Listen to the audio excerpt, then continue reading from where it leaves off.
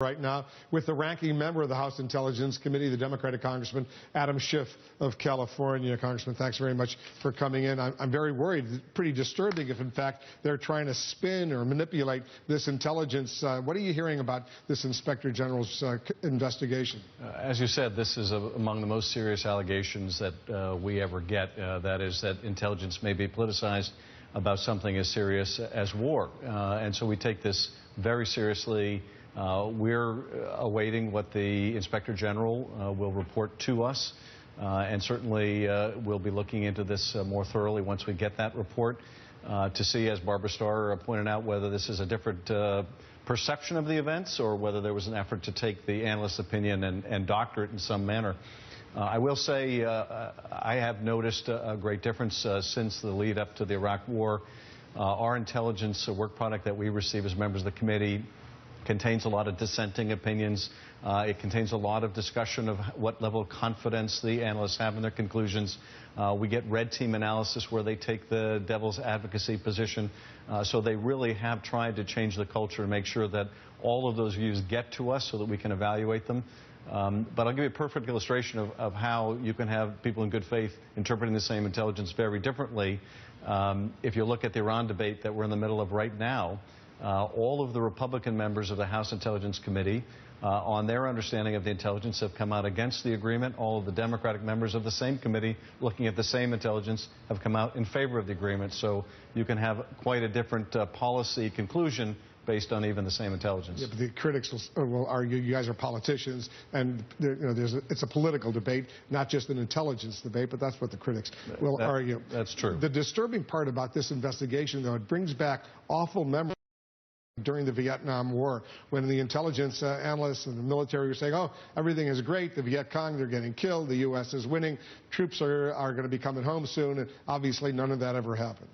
No, that's exactly right. And in fact, I remember times during the Iraq War where I had serious questions about some of the information we were receiving. You have to know many times the right questions to ask, because even accurate information can be misleading. I'll just give you one illustration. I remember getting briefed on how we were doing in defeating IEDs in Iraq, which were an increasing cause of lethality against our troops. And they were showing our increasing effectiveness, but what they weren't showing us were there were far greater increases in the number of IEDs being used. So the net result was more of our people getting killed. We're getting these very disturbing reports about Russia now building a new military base supposedly on the border with Ukraine, going ahead and sending troops and equipment into Syria to bolster Bashar al-Assad's regime. What's going on? Well, this is undoubtedly a base for those Russian troops are on vacation, evidently, in Ukraine. Well, I think it's a show of force by Russia. They're trying to demonstrate, telegraph to Kiev, telegraph to NATO, which is beefing up some of its forces in the region and in the Baltics, that they mean business. So I think that's very much what they're intending to do. The White House announced today the president is going to propose allowing 10,000 Syrian refugees to come into the United States next year, whatever it costs. Are you with him on that? I am. In fact, I think we should go further. And for some years now, I've been arguing that we should give a humanitarian parole to the many thousands of Syrians who have applied to immigrate to the United States. They have family in the United States.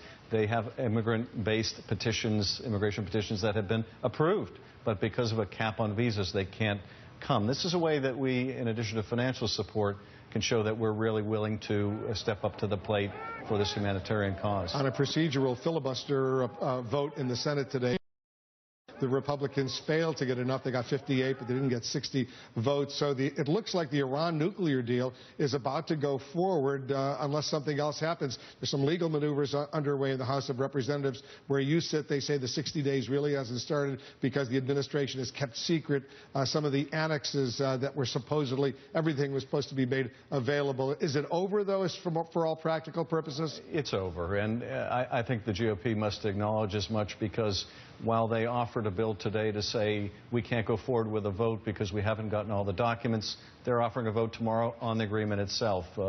They are internally at war, and as a result, we're having these internally inconsistent votes. But the reality is there isn't enough support in the House to overturn the agreement, and I think we would be wise to move beyond this fight and figure out how can we strengthen the constraints in the agreement, how do we mitigate the risks, how do we work together to join forces with our allies in the region to contain Iran conventionally. So you're okay within 9 months Iran's going to start getting tens of billions of dollars in frozen assets? Well, I can't say that I'm enthusiastic about that, but that's a necessary result of any agreement, no matter what the provisions are, would have to relieve the sanctions on Iran. Otherwise, there was no reason for Iran to even negotiate. I think as a practical matter, though, if you look at what Iran spends on its defense, which is about $15 billion, and the $130 billion that the Gulf states spend on theirs, we need to work with them to make sure their spending is much more effective and directed at containing Iran's support of these Shia militias like Hezbollah and Hamas. Congressman, thanks very much for coming in.